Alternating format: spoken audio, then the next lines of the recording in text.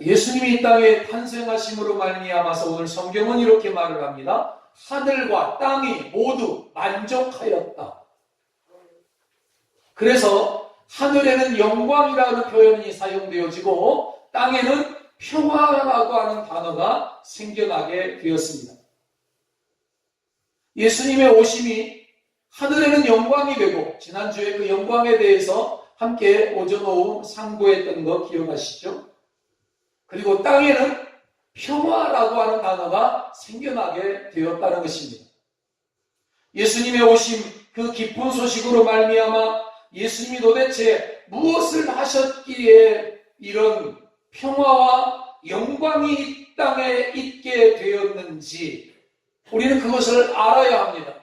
제대로 알고 제대로 경배하는 성탄이 되어져야 합니다. 그저 막연하게 성탄 예수님 오신 날 정도로 머무는 게 아니라 성탄의 주님으로 말미암아 땅에는 평화, 하늘에는 영광, 온 세상이 들어야 될 큰 기쁨의 좋은 소식, 이 평화가 어떻게 오게 되었는지.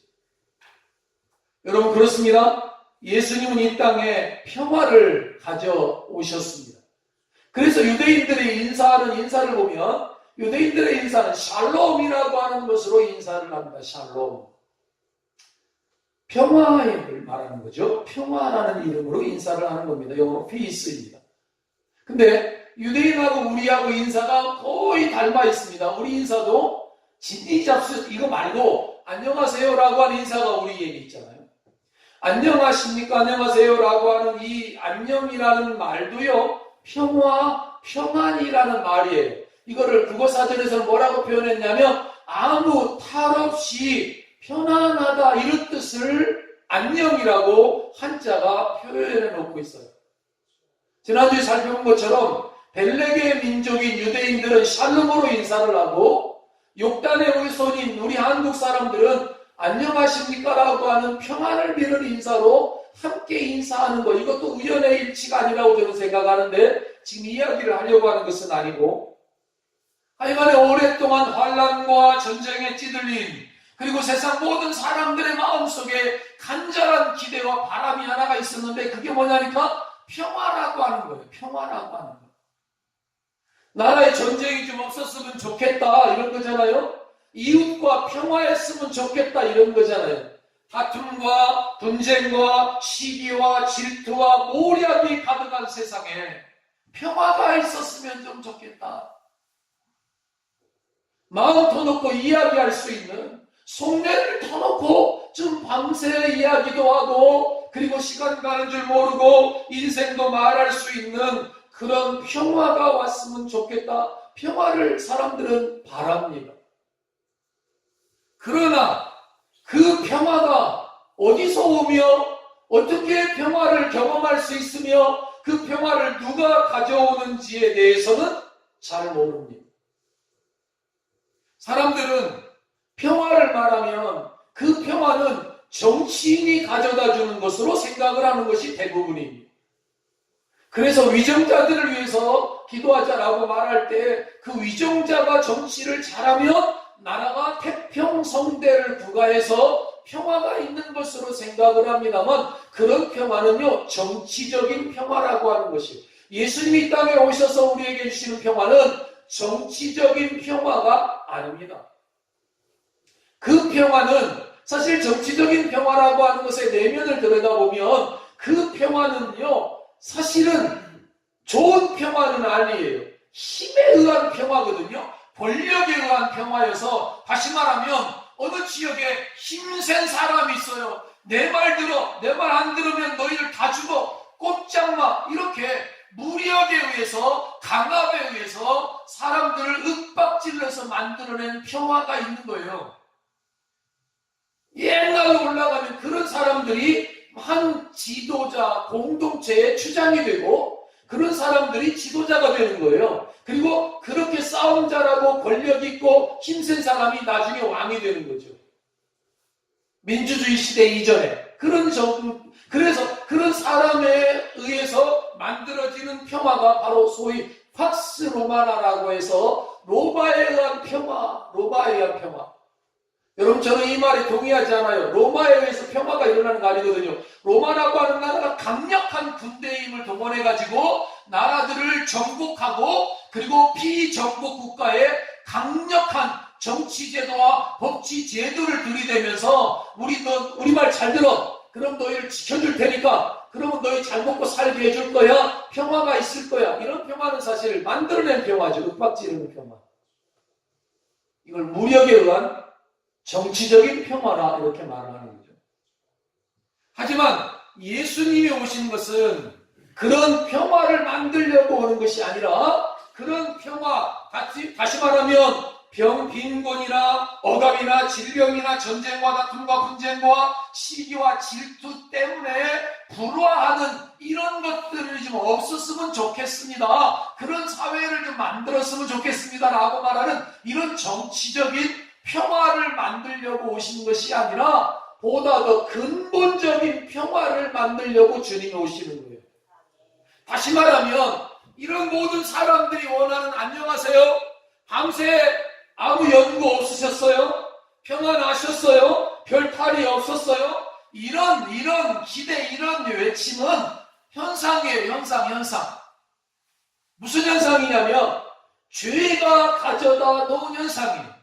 죄가 오고 나서 모든 사람들이 불화하게 되고, 죄가 있는 곳에 다툼이 있고 분쟁이 있고 시기가 있고 질투가 있는 거거든요. 그렇기 때문에 불화하다라고 하는, 평화가 사라졌다라고 하는 그 근저를 들어가 보면 정치 지도자가 정치를 잘못해서, 또는 무력에 강력한 힘이 없어서 그게 아니라 죄가 그 속에서 역사함으로 말미암아 죄에서 파생되어져 나온 부산물들이 바로 그런 것들이에요. 왜 시기가 있다고요? 왜 질투가 있냐고요? 그거는 싫어서가 아니라 죄가 우리 안에 있기 때문에 만들어지는 현상이라고, 죄의 결과. 그러면 뭘 해결해야 될까요? 그런 현상을 먼저 해결해야 되는 거예요. 죄의 근원을 고쳐야 되는 거예요. 죄의 근원을 고치면 나머지 현상들은 자연히 고쳐지게 되는 거죠. 아멘. 그래서 예수님은 이 죄 문제를 해결하러 오신 거예요. 따라서 예수님이 이 땅에 오심으로 말미암아 하늘에는 영광이요 땅에는 평화다라고 말할 때, 예수님이 오셨는데 목사님 지금도 전쟁이 있잖아요. 예수님이 오셨는데 지금도 다툼이 있네요. 예, 주님 오시는 때까지 있을 거예요. 그거는 사람들 안에 하나님을 거부하는 거부감이 있기 때문에, 지금도 모든 사람들이 하나님 안에서 한 형제여 한 피바다 한 몸 이루어서 한 하나님 한 주를 섬긴다면 그 문제가 해결되어지겠지만, 종교가 다르고 사상이 다르고 전부 다 자기들이 추구하는 바가, 다른 말로 가치관이, 인생관이 다르기 때문에 다름의 원리를 인정하지 않으니까 다툼이 생기는 거예요. 나와 너는 다르다라는 걸 인정하면 좋으련만, 인정하지 아니하고 나와 너는 다른 게 아니라 네가 틀렸어 이렇게 말을 하는 거예요. 인생에. 그리고 둘만 보이면 서로 우두머리가 되려고 하는 거예요. 저 어렸을 때도 그랬어요. 마을에서도 너 나 이겨 뭐 이런 게 아주 남자들에게는 중요한 이슈예요. 저도 시골에서 살았으니까 학교를 가려고 하면요, 우리 동네 앞에, 우리가 이제 다른 동네 앞을 지나가야 했거든요. 제가 63년생인데 우리 동네에는 63년생이 나 혼자밖에 없었어요. 근데 그 동네에는 63년생이 여러 명이 있었어요. 여러 명이. 그러니까 이제 걔네들하고 나하고는 누가 이기냐, 누가 크냐를 나눠야 되는 거예요. 이게. 그러니까 나는 싸움하기 되게 싫어하거든요. 저는 얼굴이 이렇게 싸움을 싫어하게 생겼잖아요. 난 그런 거 싫은데 이거 해야 되는 거예요. 이게 힘의 균형이 맞추어져야 되는 거예요. 네가 왕좌고 네가 그 다음이고 네가 그 다음, 이런 게 질서가 정해져야 평화가 있는 거지. 이게 안 정해지면 늘 긴장 관계가 있는 거예요. 너 나 이겨? 누가 너 이긴다며? 누가 너 막 이런 걸 가지고 자꾸 그러는 거예요. 그래서 한 번은 학교에서 정말 그거 나 싫은데 그 가방 가지고 산에 가서 한번 싸워가지고 내가 그 친구 이겨서 이제 내가 이기게 됐잖아요. 전에는 자기가 뭐 이긴다고, 싸움에서 이기는 거 간단하더라고. 코를 한번 주먹으로 세게 치면 이기는 거예요. 코피 터졌는데 지가 어떻게 하겠어. 그거 이기는 거 간단하더구만. 누가 가르쳐줘서가 아니라 하여간에 평화, 사람들은 다툼, 분쟁 이게 계속해서 있어. 근데 이 근저에 파고 들어가 보니까 이게 뭐 때문에 만들어졌느냐면 죄 때문에 그런 거예요. 그 죄의 근원을 파고 들어가니까 하나님을 거부하는 거부감, 하나님을 인정하지 않았던 아담과 하와의 원죄로 말미암아 죄가 오고 질병이 오고 다툼이 오고 사망이 오고 시기가 오고 분쟁이 오게 되어진 모든 근저에 이 죄라고 하는 녀석이 있는 거예요. 이 죄 문제. 그래서 예수 그리스도가 이 땅에 오신 것은 정치적인 평화를 가져오려고 하신 것이 아니라 이 죄 문제를 해결하려고 오셨는데 이걸 다른 말로 뭐라고 말하냐면 종교적인 평화를 가져오셨다 이렇게 표현을 하는 거예요. 왜 그러냐면 왜 이런 모든 문제가 생겼다고요? 인간이 죄져서 죄 문제. 그럼 인간의 죄가 뭐예요? 하나님 되심을 인정하지 아니하고 인간이 지가 하나님처럼 되려고 하다가 죄 문제가 생겨난 말이죠. 그래서 하나님께로부터 쫓겨나고 추방을 당한 게 인생의 현주소라고. 하나님 없는 인생의 현주소. 따라서 그 하나님과 불화하게 된 인생은 하나님께서 그 불화의 문제를 해결하지 않는 한 인생은 소망이 없는 거예요. 그 심판주 하나님 앞에 다 멸망당하고 망하고 지옥 형벌밖에는 없는 그런 인간들을 향하여서 종교적인 평화를 먼저 만들려고 오신 거예요. 다시 말하면 하나님께로 나아갈 수 있는 길을 내시려고 오신 거예요. 하나님과 인간 사이에 평화를 만드시려고 오신 거예요. 하나님과 인간 사이에 평화가 없었느냐? 없었어요. 인간이 하나님을 떠났어요. 그리고 죄에 팔렸어요. 하나님의 창조물로 당연히 하나님의 소유였던 인간이 하나님 소속이었지만 태초에 사탄이 인간을 죄에 빠뜨려서 자신의 소유로 만들어버렸어. 그래서 인간의 평화가 깨졌어요. 하나님과의 관계가 깨졌다고요. 사탄은 인간을 노예로 삼았죠. 그래서 노예를 삼아가지고 사탄이 하는 하나님은 보호하신 하나님이시지만 이 사탄은 보호를 하는 게 아니라 인간을 노예 삼아서 억지로 억압하고 짓누르고 속이고 함부로 하는 게 사탄이에요. 보세요. 하나님 없는 인생들은요 늘 두려움 속에 살아요. 왜 그러냐면 그 사탄이 그 속에서 조종하는 거예요. 부려먹고 윽박 지르고. 지금도 사탄이 무서워서 이사도 마음대로 못 하잖아요. 지난번 제주도 갔더니 제주도 사람들은 이사도 마음대로 못 해요. 1년에 딱 한 차례 1년에 한 차례인데 언제 이사하냐 물어봤더니 웃기지도 않아. 귀신들이 한라산에 회의하러 간다 한대요. 세상에 뭐 이런 게 다 있냐. 지금 달나라 갔다 오는 시기에 귀신들이 1년에 한 차례 한라산 정상에서요 회의를 한대요.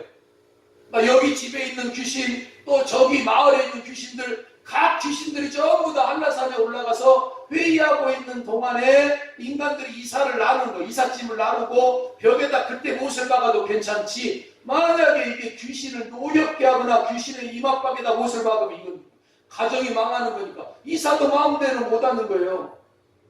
나는 우습지도 않아요. 그 좋은 자동차를 사가지고 자동차 앞에다가 돼지 하나 머리 그것도 얼굴 이쁜 건 또 비싸다대. 또 돼지가 죽으면서 빙그레 웃은 거는 더 이쁘대요. 뭐 그거 사다가 그 앞에 놓고 좀 안전하게 뭘 돼지가 지켜준다고. 그럼 아예 산 돼지를 싣고 다니지. 아예 그럼 더 잘 될 거 아니에요? 죽은 게 지켜준다 그러면. 고사지네요. 사탄이 무서워서. 그래서 혹시나 행여나 뭐가 돼 참. 그래서 뭐 궁합을 본다느니 사주팔자를 본다느니 예수 믿는 사람들에게 그런 거 필요 없거든. 우리는 다 하나님의 형상이고요. 다 하나님 안에서 한피바다 몸 이런 게 자매들이에요. 이사도 마음대로 못해. 결혼도 마음대로 못해. 집도 마음대로 못져. 손 없는 날이 또 따로. 사탄이 이렇게 인간을 얽어매고 인간을 윽박지르고 그 속에서 사람들이 그래서 여러 가지로 고통하는 그런 세상 속에서 인간의 가장 깊은 마음속에 있는 하나님에 대한 거부감, 이것들을 하나님이 해결해 주셔야 되는 거예요. 이것이 해결되어져야만 평화가 오는 거예요. 따라서 친밀감이 자리해야 정상인데 하나님께 대한 거부감이 반감이 강하고 사탄이 심어준 것 때문에 많은 민족 중에 많은 사람들 중에 불화가 있었던 거예요. 근데 그것도 이렇게 전쟁이 많고 이렇게 세상이 난리법석이고 사람과 사람 사이가 나누인 것은 우리가 하나님 앞에 범죄했기 때문이구나 하는 걸 알아야 돼요. 우리가 하나님 앞에 아직도 불화하고 있어서 이런 문제가 생겨나고 있구나 하는 사실을 알아야 하는 거라고요. 사실.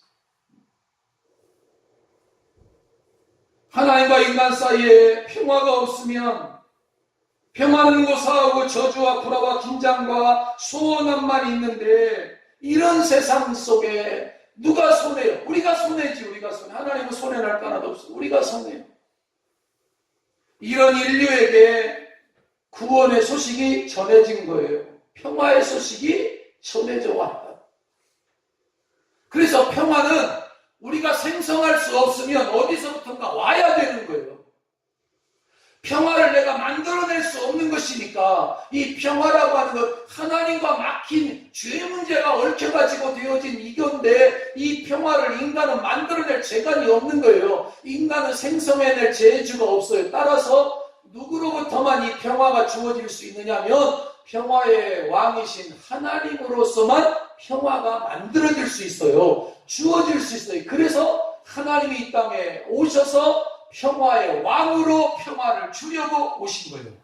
그분이 사람의 몸을 입고 오신 예수님이시죠. 그래서 우리는 그 예수님을 평화의 왕. 땅에서는 그냥 평화가 아닌 거라고요. 그냥 평화가. 많은 사람들이 하늘에는 영광, 땅에는 평화 이렇게 써놨는데 성경은 그렇게 말하고 있지 않아요. 한번 따라할까요? 땅에서는 기뻐하심을 입은 사람들 중에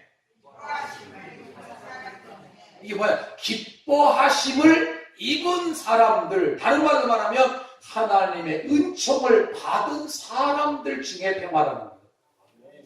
저와 여러분들이 하나님의 은총을 받은 사람들이죠. 하나님의 은혜를 입은 사람들이요. 그거를 그리스도인이라고 해요. 다른 말로 예수 믿는 사람이라고 표현하는 건데 예수 믿는 그리스도인들에게 주어진 게 그게 진정한 평화라고. 아직도 만약에 하나님이 그 마음의 중심에 없다면 그는 아직도 하나님과 불화한 자요. 세상과 역시 불화한 자요. 사람과 사람도 불화한 거예요. 아직 평화가 없어요. 여러분, 나침판을 보면 나침판이 북극을 가르치기 전에는 끊임없이 요동을 쳐. 계속 움직여. 가져가면 움직여. 그런데 이 친구가 북극이라고 하는 곳을 딱 가르치면 그때는 가만히 있어. 제대로 만나가지. 제대로 만나. 인생이라고 하는 존재가 하나님과의 만남이 없으면 끊임없이 요동쳐. 끊임없이 흔들리고 갈등하고 괴로워하고 고통하고 신음하면서 그러면서 사람들과도 불화하고 또 걱정하고 이 사탄의 윽박지르는 사탄이 내미는 가장 강력한 무기가 뭐냐? 사망이라는 무기야. 너 죽여버리겠어. 이 인간이 제일 두려워하는 거예요. 죄의 싹은 사망이라. 사망. 죽음의 문제 앞에 인생은 제일 두려워하거든요. 다른 게 없어. 건강? 왜 건강을 사람들이 생각하죠? 건강을 잃어버리면 사망이 오잖아. 사망의 문제를 사단이 히든 카드로 쓰는 거거든요. 근데 이 죄가 가져오는 게 사망이라는 거예요. 죄의 필연은 사망으로 가게 되어져 있어. 그래서 죄 문제가 해결되면 사망의 문제가 해결되어지는 거고, 죄 문제가 해결되어지면 사망의 문제가 해결되어지니까 염려와 근심으로부터 자유할 수 있게 되어집니다. 인간은요, 예수 그리스도를 통해서만 평화를 얻을 수 있어요. 예수 안에서만 평화를 얻을 수 있어요. 근데 그거는 이게 개인적인 거라. 이게 개인적인 거. 다른 말로 말하면 내가 예수 그리스도를 나의 주님으로 모셔드리고 내가 하나님을 인정해야 나와 하나님과의 관계가 평화를 가져올 수 있는 거예요. 예수님이 평화를 가져오셨지만, 평화의 왕으로 오셨지만, 그 예수님을 내가 모셔드릴 때, 내가 믿어드릴 때, 내 마음에 모셔드릴 때 그와 나와 화평하게 되고, 그리고 그를 보낸 하나님 앞에 화평하게 되고, 따라서 그 사실이 하나님께는 영광이고 우리에게는 진정한 평화가 되어집니다. 그 평화의 왕으로 오신 주님 앞에 우리의 죽음의 문제, 죄 문제가 해결되어져요. 영생의 문제가 해결되어져요. 그래서 하나님의 자녀가 되는 권세가 주어지는 것이죠. 교회는요, 하나님과 평화를 이룬 사람들의 모임인 거예요. 하나님과 화평한 사람들의 모임이 교회예요. 저와 여러분이. 교회는 그냥 아무나 어중이 떠중이 오는 것이 아닙니다. 한 사람 한 사람이 하나님과 평화 조약을 맺어요. 그게 바로 예수 그리스도를 믿는 거예요. 하나님을 떠났던 거부감이 친밀감으로 바뀌어지는 거예요. 그래서 그 하나님 앞에 돌이켜 돌아오는 한 사람 한 사람들이 모여서 하나님을 예배하고 높이고 하나됨을 확인하는 것이 예배야. 이렇게 평화가 맺어지면 뭐가 달라지느냐면 더 이상 하나님의 진노로부터 벗어나게 되는 거예요. 이건 아멘 해야 될 것 같은데요. 진노 아래 있고 싶어요? 계속 보사 이런 거 벌벌벌 떨고 막 이래야 되는 거예요? 수많은 자연재해를 통해서도 우리는 하나님의 음성을 들어요. 세상 사람들은 자연재해를 보면서 천재지변이 어쩌다가 우연히 되어진 거라고 생각하지만 우리는 안 그래요. 하나님의 경고의 사인이에요. 그게 다 하나님이 하시는 거니까. 노아의 홍수가 자연재해였을까요? 하나님의 심판이었을까요? 하나님의 심판이었어요. 자연재해 아니에요. 그거. 하나님의 심판이 자연재해라는 것을 통해서 우리에게 와요. 그러면서 경고하는 거죠. 깨닫게 하는 거라고요. 깨닫게.